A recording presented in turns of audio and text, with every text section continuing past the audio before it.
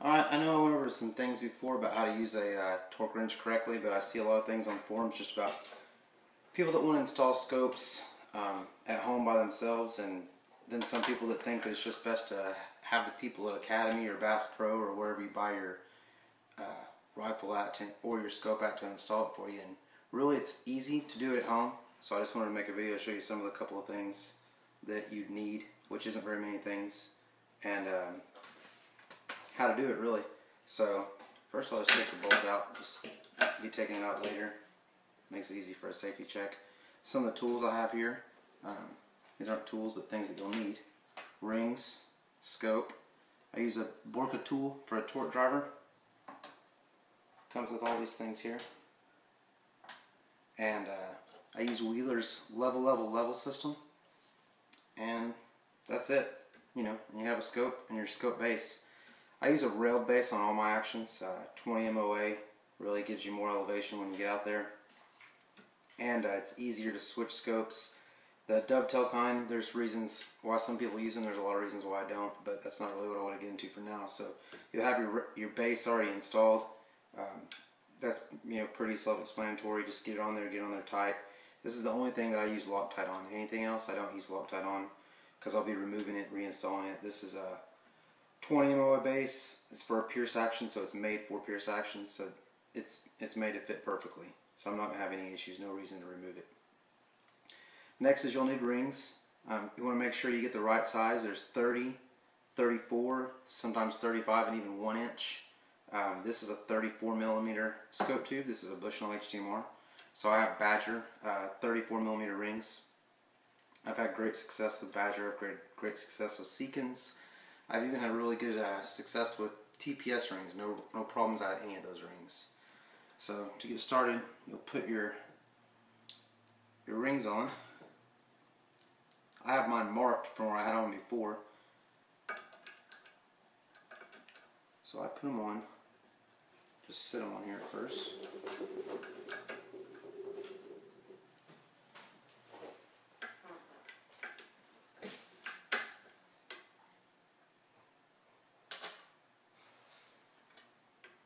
And then I push them. Oh. Now I know that this is where I'm going to have mine, but before you torque them down, you'll want to put your scope in and adjust it to there, but I'm going to go ahead and torque this down now.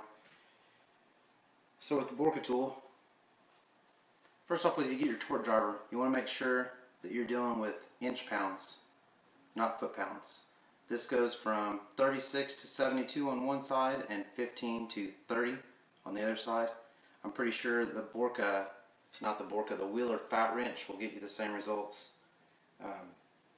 This is a little more compact, easy to take around with me. So I'm going to do 65 inch pounds, which is what the manufacturer recommends on this.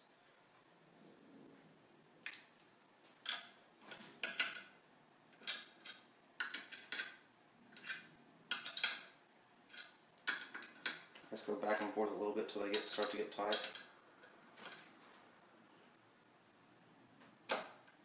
With the Borka tool, you just twist with your thumb in the middle, if you're using one hand, until it breaks over like that.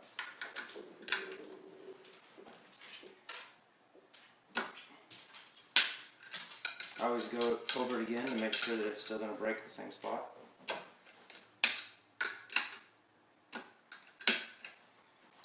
So now we have those installed. Drop our scope down in.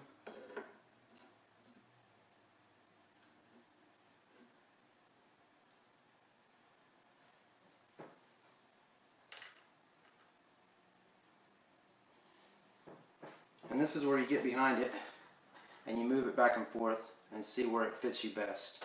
I just took this off, so it's really not that big a deal. I know where it's at, but I have it set here. But before you start doing it to where you have it level, you'll want to make sure that you're far enough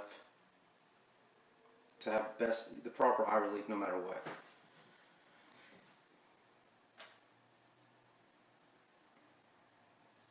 And what I mean by that is, this is a 3.5 by 21.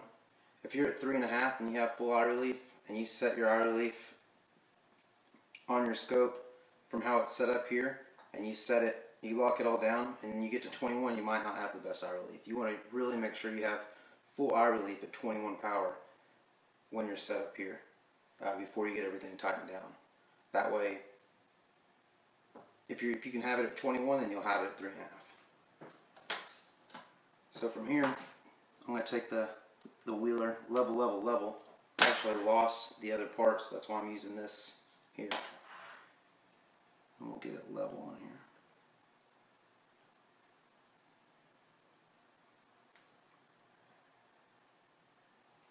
I just make my bipod real tight when I get it level. Now for time's sake, I won't use this because I already have the reticle level to this scope level. So I'm just going to straighten this out. Now it's level. In a second I'll show you. So as you can see here, this is level. And then up here we have it level. So we're ready to start tightening down the rings. Okay, so now I'm going to start tightening down. Make sure you get the right size Torx for your bolts here. And I just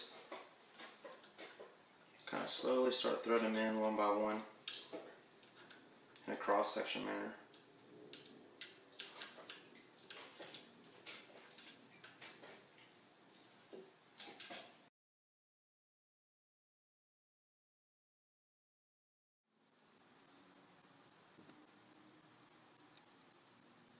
I don't know if it's, there we go. Okay, so see those numbers? You want those on the bottom. So that's 18 through 30. On the other side is going to be 36 to 72. So I'll take this for 18. I'll have 18 on the bottom.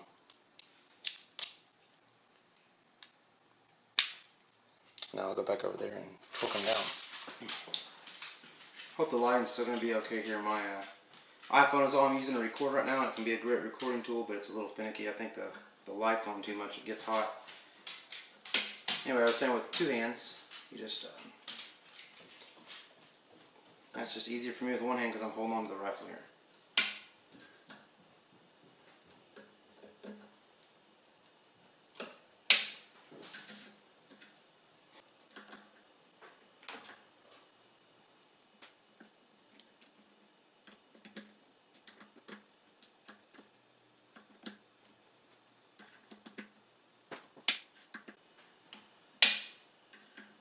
What would actually be nice to have is just the Torx T-wrenches for everything, but this is really a more compact level. By T-wrench, I mean one, or T-driver, whatever you want to call it.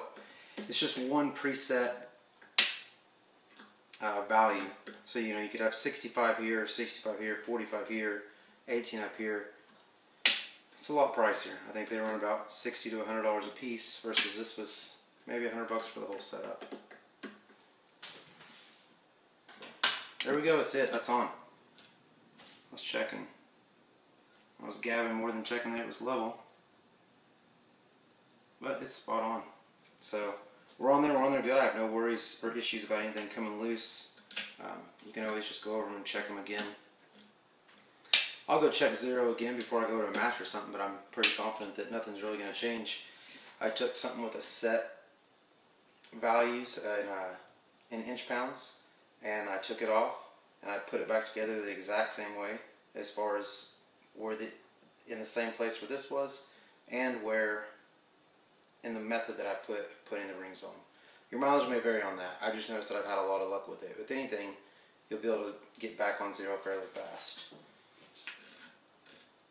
If you have any questions or anything, please listen in the comments. If you have any ideas for other videos that you'd like me to do, I'm trying to get as much quality YouTube content on my channel as I can. So just ask away. Thanks.